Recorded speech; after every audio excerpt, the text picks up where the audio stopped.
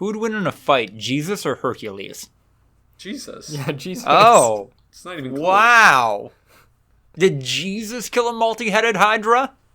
Did Jesus brought wrestle people a back bull from to the the dead. ground? Jesus could have. He never did. He never had to. Jesus could have just buried Hercules in piles of fish. Just thousands of loaves of bread. This feels a little literal. Hercules could have been able to lift those, probably. We're talking about if Jesus was in a physical fight. Yeah.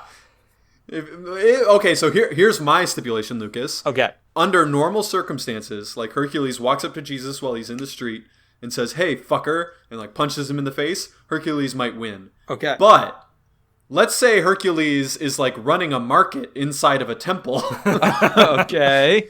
Jesus is going hard on his hand. Like, Jesus is absolutely taking no prisoners and will wipe the fucking floor with him and anyone who's in the area. And then 'Cause that's also, canon. even if Hercules just walks up and punches him in the face, Jesus is just gonna like give him gonna kind turn of the an other cheek? indignant stare, and yeah, just turn around and be like, "I don't want to fight you. Yeah. I don't have and to."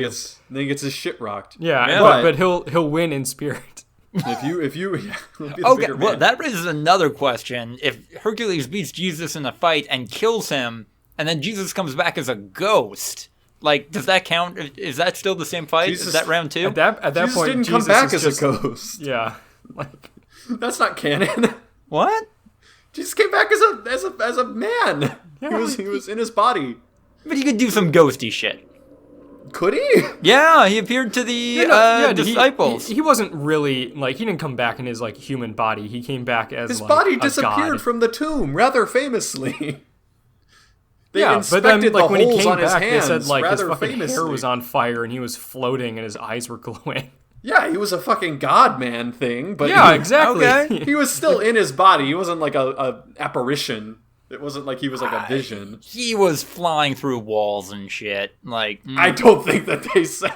And then Peter was like in the bathroom and he was like, "What the fuck, Jesus?" The door was locked.